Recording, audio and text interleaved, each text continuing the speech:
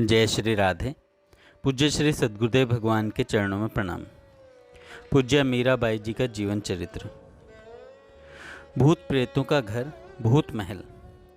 कुंवरानी सा हुक्म, दाता हुक्म ने हुजूर को याद फरमाया है। किस समय आऊँ आपको लिवाने के लिए। रतन सिंह की माता जी धनाबाई की दासी ने आकर निवेदन किया। दिन ढलने पर मैं स्वयं ही उपस्थित हो जाऊंगी। तुम जाकर निवेदन कर देना कि मुझे भी बूजी सा हुक्म के दर्शन किए बहुत समय हो गया है। आज कृपा करके उन्होंने याद फरमाया है तो दर्शन के लिए हाजिर हो जाऊंगी। मीरा ने कहा, दाता हुक्म ने फरमाया है कि ठाकुर जी की आरती भोग आदि सब करके पधारें, अन्यथा सरकार वहाँ विराज नहीं सकेंगे। दासी ने निवेदन किया। मीरा ने हंसकर सिर हिला दिया। रात को जब मीरा सास जी के महल में पधारी तो वहाँ सभी राज परिवार की स्त्रियाँ उपस्थित थीं। उनकी दासियाँ उपपत्नियों को मिलाकर 100-150 स्त्रियों का जमघट देखकर मीरा को कुछ आश्चर्य हुआ। उन्होंने अपनी सासों के चरणों में सिर झुकाया और देवरानियों को आशीर्वाद दिया। दासियों के अभिवादन स्वीकार करते हुए किसी के हाथ जोड़, किसी को सिर हिलाकर और किसी को दृष्टि द्वारा तथा हंसकर एक आध बात करके सम्मान दिया। सबके यथास्थान बैठ जाने पर राजमाता जोधी जी यानी धनाबाई ने फरमाया, और सभी तो कहीं न कहीं इकट्ठे होते और मिलते ही हैं, किंतु बीननी तुमसे मिलना सहज नहीं हो पाता। इसी कारण सोचा कि 2 घड़ी बैठकर बात ही करेंगे। बड़ी कृपा हुई। मैं तो हुजूर की बालक हूँ। यह दुर्भाग्य ही है मेरा कि राज की कोई सेवा नहीं बनाई मुझसे। मीरा ने हाथ जोड़कर निवेदन किया। अरे भाई, भक्तों का भगवान से पिंड छूटे तो दूसरे याद आए ना। छोटी राजमाता हाडी रानी ने हंसकर, कभी हमें भी याद कर लिया करो, हमारा भी उद्धार हो। प्रभु समर्थ हैं हुकुम, उद्धार उनकी कृपा से ही होता है। मुझे आज्ञा हो तो कुंवरानी सा से कुछ पूछना है। पासवानों यानी उपपत्नियों की जाजिम पर बैठी हुई महाराज कुमार पृथ्वीराज की पासवान जी ने कहा, पूछो ना, ऐसी कौन सी बात है जिसके लिए अलग से हुक्म लेना पड़े। मीरा ने हंसकर कहा, मेरी बहन की बेटी को भूत लग गया है हुक्म। वह दिन दिन दुबली होती जा रही है। आवेश के अलावा आएं बाएं बातें करती है।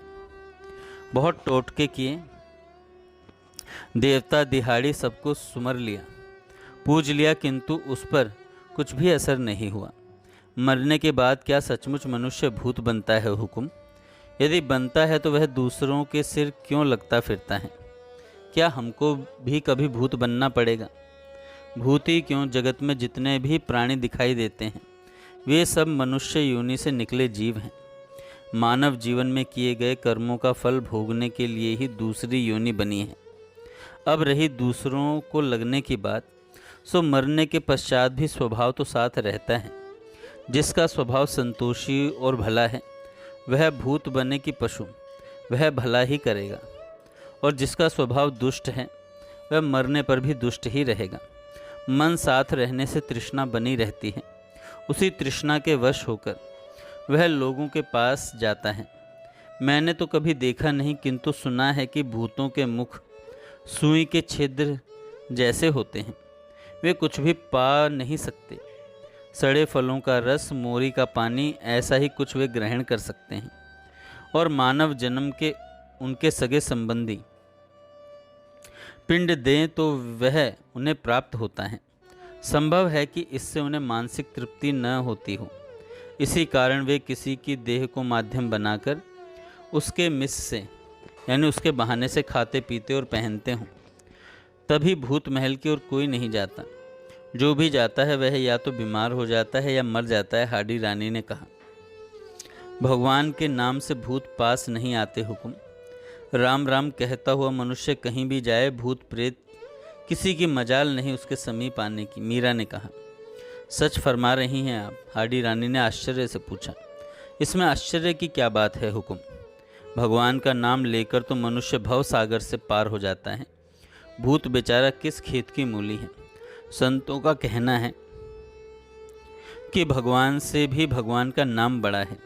संतों की बातें आप ही जानती होंगी, हमें तो आप एक बार भूत महल ही दिखा दीजिए।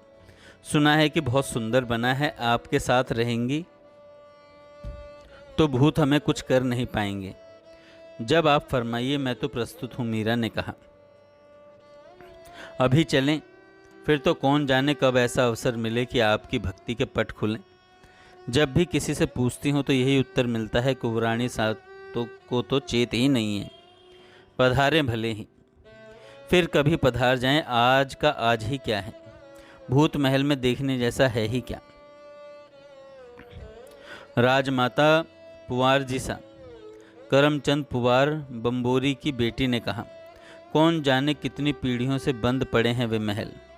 कहीं झाड़ू बुहारी नहीं लगी, कहीं पड़दड़ रहे होंगे। भूत तो हैं कि नहीं वहाँ, किंतु सांप गोहरे अवश्य रहते होंगे। ऐसी अंधेरी रात में वहाँ जाएं और किसी को सांप ने डस लिया तो रंग में भंग तो होगा ही, घर में हाण और जगत में हंसी भी होगी। अरे जीजा हुकुम, अभी आपको ज्ञात ही नहीं है कि भक्ति में कितनी शक्ति है। मैंने तो सुना है वैद्य जी को श्री जी ने यानी महाराणा ने डांटा, सो डर के मारे वे मर गए। फिर लोग उठाकर उन्हें बीनणी के पास ले गए। उन्होंने वैद्य जी को जीवित कर दिया। अपने तो वैद्य हकीम सब घर में ही हैं। लो उठो सब, रात अधिक हो जाएगी। दासियों की ओर देख हाडी रानी ने कहा, तुम मशालें तैयार करो, जाओ। मीरा ने अपनी दासियों की ओर देखकर कहा, तुम जाओ, प्रातः के उत्सव की प्रस्तुति करनी है। मैं बूजीसा हुकुम के साथ जा रही हूँ, फिर यहीं से किसी के साथ आ जाऊँगी। इन दोनों को भेज दीजिए। मंगला ने कांपते कंठ से कहा, मैं आपके साथ ही रहूँगी बाईसा हुकुम। नहीं मंगला, तू भी जा, इन्हें सब समझाना पड़ेगा ना। हाँ हाँ मंगला जा, तू यहाँ क्या करेगी, कुछ काम हुआ भी तो यह 4-5 गाड़ियाँ भर जाएं, इतनी खड़ी हैं यहाँ। हाडी जी ने हंसकर कहा, अरे जीजा हुकुम, आप विराजी कैसे? ऐसे तो विलंब हो जाएगा, पधारें। नहीं बहन, तुम ही सब जाओ, मेरा मन नहीं करता जाने को। आँखों से दिखता नहीं है, कहीं पाँव ऊंचा नीचा पड़ गया तो बुढ़ापे में हड्डियाँ जुड़ेंगी नहीं। जोधा जी ने मना कर दिया। हाडी जी और उनके साथ 50-60 स्त्रियां मीरा को लेकर भूत महल की ओर चली। मीरा की दासियों ने सारी रात आँखों को राह में गड़ाए गड़ाए ही काट दी। ड्योढ़ी के द्वार खुले ही रहे। ब्रह्म मुहूर्त लगते ही चंपा और चमेली जोधा जी के पास दौड़ी गईं। बूजीसा हुकुम, मेरी बाईसा हुकुम कहाँ है?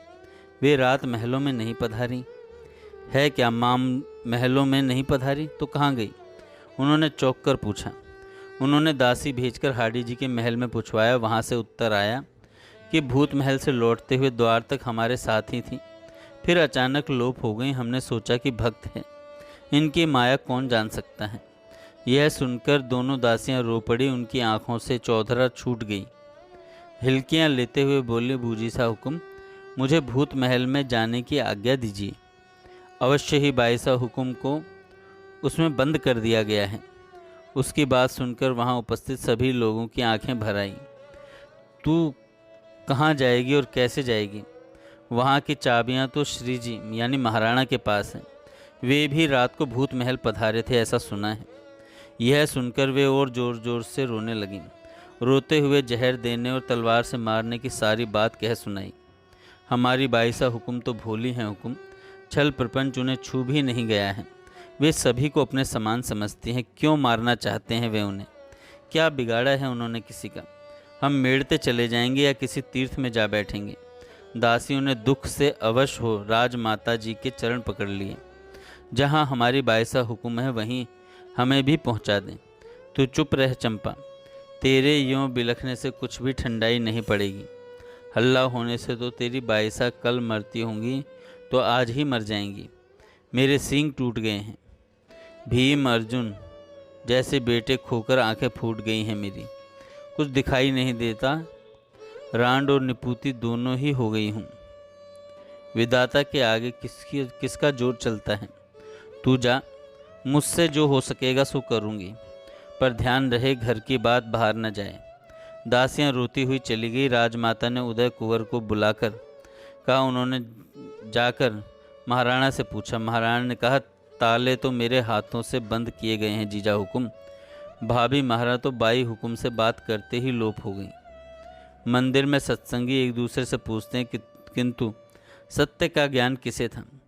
महाराणा के आदमी किसी से कहते मेड़तनी जी सा पीहर पधारी हैं, किसी से कहा तीर्थ यात्रा पर पधारी हैं और किसी से कहा रुग्ण हैं। लोग भजन उतारने और खुशी पूछते हुए ड्योढ़ी पर आए, पर किसी प्रकार की कोई उचित जानकारी न मिली। खलबलाहट मची और बात फैलने लगी। दिन ढले बनवीर पृथ्वीराज का पासवान पुत्र उस ओर से निकला और ड्योढ़ीवान को आंसू पहुँचते देख समीप जाकर पूछा, क्या हुआ। पूछते ही जैसे आंसुओं का बांध टूट गया। अस्वीकृति में मस्तक हिलाकर वह घुटनों में सिर देकर फफक पड़ा। बनवीर को आश्चर्य हुआ कि यह बूढ़ा आदमी स्त्रियों की भांति कैसे रो पड़ा। क्या बात है भाई? उसके कंधे पर हाथ रखकर उसने पूछा। ड्योढ़ीवान ने एक बार मुख उठाकर उसकी ओर देखा। उसकी आंखों में भय और विवशता छलक पड़ी। उसने पुनः सिर झुका लिया। आंखों से निकल निकल करके आंसू उसकी दाढ़ी के श्वेत श्याम केशों में मोतियों की भांति लटक रहे थे।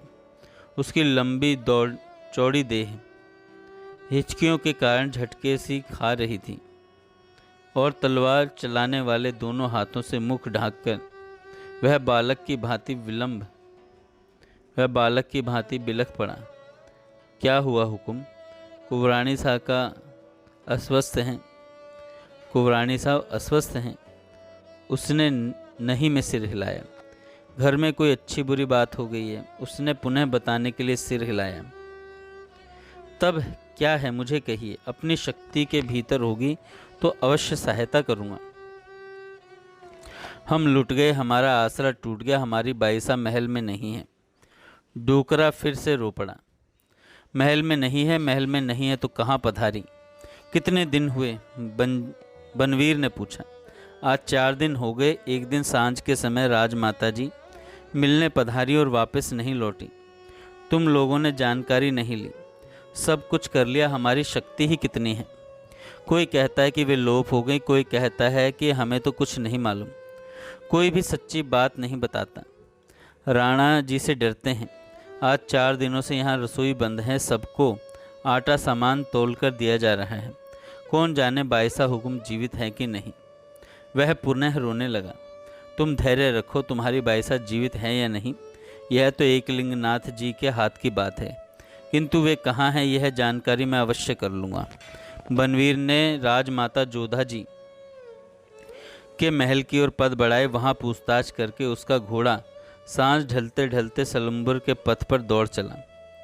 दूसरे दिन मीरा के महल में सलम्बर बाबा जी चंपा के सन्मुख बैठे कुंवरानी सा मेड़तनी जी के विषय में पूछ रहे थे। दूसरी दासियां भी घूंघट किए हुए चंपा मंगला के पास झुंड बनाकर बैठी थी। वापस लौटने को तो बाईसा हुकुम ने ही फरमाया हुकुम। मेरी तनिक भी इच्छा नहीं थी लौटने की, किंतु स्वामिनी जी की आज्ञा कैसे फेर दूं, यही सोचकर बहुत भारी मन से हम सब यहाँ आई।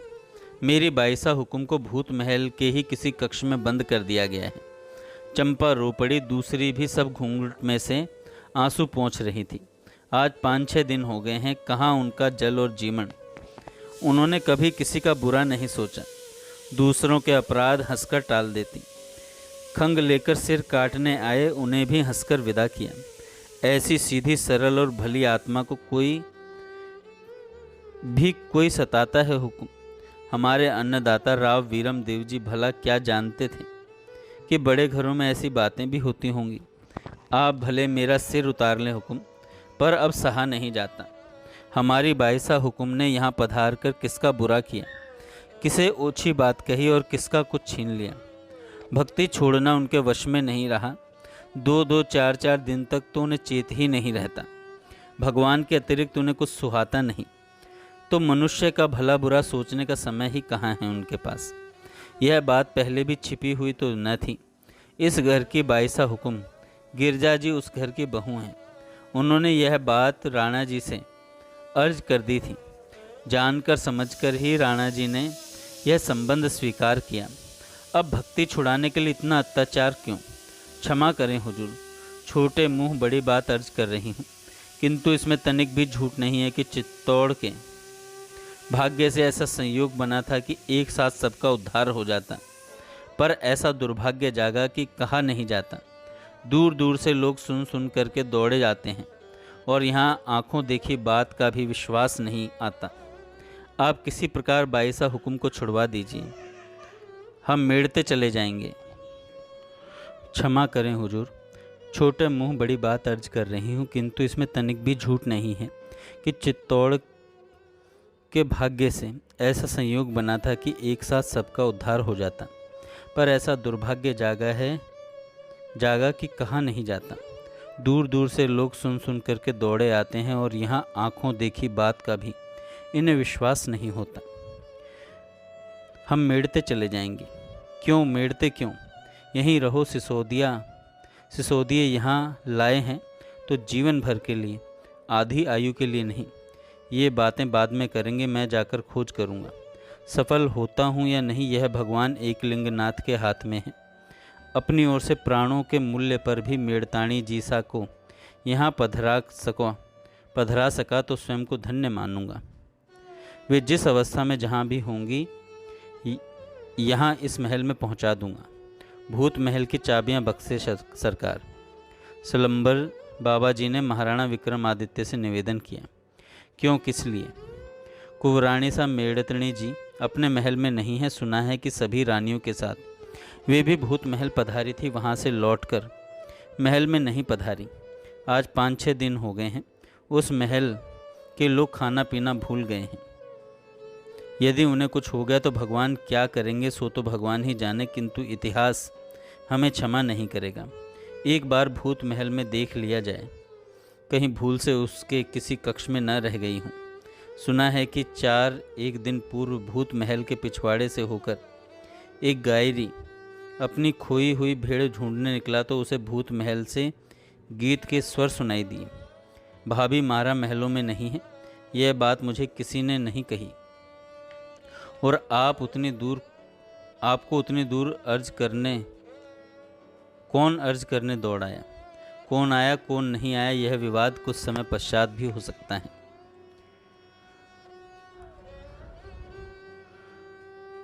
आपके सामने छोटी मोटी बात निवेदन करने की छाती ही किसकी है? रावत जी नहीं चाहते थे कि महाराणा चिढ़ जाएं, इसलिए अपना और उनका सम्मान बचाते हुए वे काम की बात कर लेना चाहते थे। और किसी की छाती हो न हो, आपकी तो है, महाराणा ने हंसकर कहा। सो तो आपकी कृपा है हुजूर। समझ में नहीं आता कि घर में से मनुष्य लोप हो जाए और हमें ज्ञात नहीं होता। बाहर का तो राम ही धनी है। ज्ञात तो सब कुछ है काका जी, पर हम नाम ही नहीं लेते। भक्तों की बात कौन करे, हमारी तो पहले भी बहुत बदनामी हो चुकी है। ज्ञात क्यों ना होगा, सुना है कि सरकार स्वयं पधारे थे वहाँ। जो भी हुआ होगा सरकार की नज़रों से गुजरकर ही हुआ होगा। चाबियाँ बख्शें तो एक बार जांच कर लें। लोप हो गई हों तो बड़ी खुशी की बात है, अन्यथा जीवित मृत जैसी भी होंगी मिल ही जाएंगी। आप क्यों कष्ट करते हैं, मैं स्वयं जाकर देख लेता हूँ, महाराणा ने कहा। ऐसा क्यों फरमाते हैं सरकार, हम तो सेवक हैं। आधी रात को भी याद फरमाए तो सिर के बल दौड़े आएंगे। यदि पधारने की सरकार की इच्छा है तो अवश्य पधारें। भूत महल के नाम से यूं ही पिंडलियां कांपती हैं। एक से अधिक हो तो हृदय में बल रहेगा। पधारना हो। रावत जी उठ खड़े हुए। महाराणा ने चाबियां फेंक दी उनके सामने, किसी और थाह न पाकर उन्होंने कहा, लो चाबियां, सचमुच कहीं भीतर रह गई होंगी तो सब मेरे माथे आ जाएगा। नहीं हुकुम, माथे आने की क्या बात है इसमें। 150 स्त्रियों के झुंड में एक आध कहीं रह जाए तो इसमें हुजूर को क्या दूषण है। भूत महल के धूल भरे कक्ष में भूमि पर पद्मासन लगाए, नेत्र बंद किए मीरा विराजित थी। उनके तेज से वह अंधेरा कक्ष देदीप्यमान हो दप दप कर रहा था। द्वार खोलते ही रावत जी और साथ आए सेवक चौंक कर 4 पद पीछे हट गए। सबकी आंखें फटी की फटी रह गई। उन्होंने कभी मीरा को खुले मुख नहीं देखा था। आज यह अलौकिक रूप राशि और तेज देखकर उनके नेत्र और मुख खुले के खुले रह गए। कुछ क्षण पश्चात रावत जी ने अपना आपा संभालकर उनमें से एक आदमी को मीरा के महल की ओर दौड़ाया, दासियों को रथ लाने के लिए। उनके पीछे लोग खुसर फुसर करने लगे। कितने दिन हो गए बिना जल जीमण के, पर देखो ना मुख कमल तनिक भी नहीं कुम्हलाया। भक्ति का प्रताप है भाई। अपनी स्वामिनी को इस अवस्था में ऐसे स्थान पर देखकर दासियों के आंखों से आंसू झरने लगे। रावत जी के धैर्य देने पर उन्होंने ध्यान मग्ना मीरा को उठाकर रथ पर विराजित किया। दो दासियां मंगला और चंपा रथ में बैठकर उन्हें थामे रहीं। रथ के पर्दे गिरा दिए गए। बाकी दासियां सेवक के साथ चलें। एकाएक रावत जी के कंठ से स्वर फूटा, कुंवराणी सा की जय, भक्त शिरोमणि मेड़ताणी जी की जय। जय ध्वनि सुनते ही अचकचाकर महाराणा अपनी तलवार की मूठ पर हाथ रखकर उठ खड़े हुए। जय श्री राधे। आगे हम कल सुनेंगे।